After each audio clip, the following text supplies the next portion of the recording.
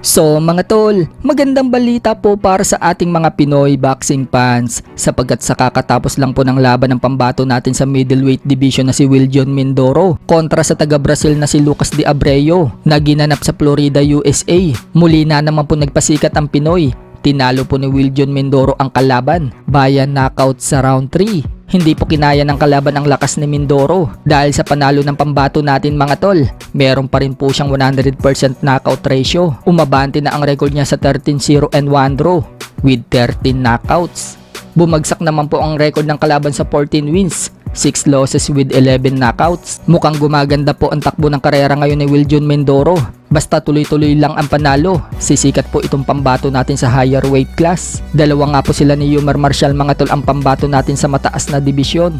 Sa kabilang banda naman mga tol, matapos po ang laban ni former 3 Division World Champion Janrel Casimero sa Japan kontra kay Saul Sanchez, kung saan tinapos po ni Casimero sa round 1 pa lang itong si Sanchez. Mag-iisang buwan pa nga lang po ang nakakalipas matapos ang laban. Marami na po mga boxing fans ang nag-aalala kay Casimero dahil sa mga latest post ni Casimero mga tol. Sinasabing balik na naman daw sa dating gawi si Cuadro Alas. May nakita po kasi sa video mga tol na may katabi siyang pulang kabayo na sumisipa at panay din daw kain ni Cuadro Alas. Kaya lumalaki na naman daw ang tiyan nito.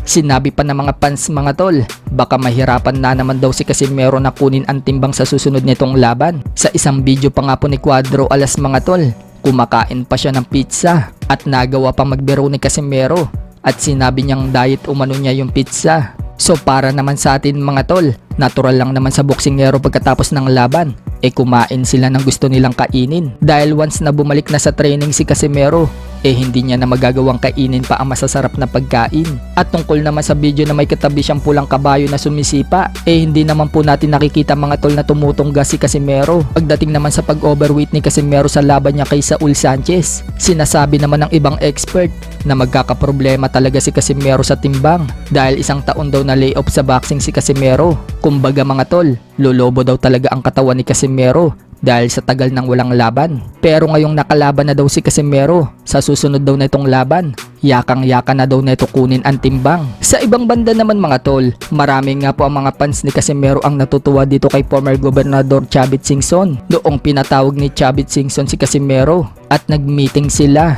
Bagamat hindi po natin alam kung ano ang pinag-usapan ni Casimero at Chavit Singson, naniniwala po ang mga fans mga tol na tutulungan ni Chavit Singson si Cuadro Alas para mabigyan ito ng malaking laban. At dahil tatakbo po ng senador si Chavit Singson next year, bobotohin umano ng mga fans ni Cuadro Alas si Chavit Singson. So mukhang makakakuha po ng milyon na boto si Chavit Singson mga tol mula sa fans ni Cuadro Alas. 1 million po kasi ang fanbase ni Cuadro Alas mga tol. Hindi pa kasali dyan mga tol yung mga silent viewers.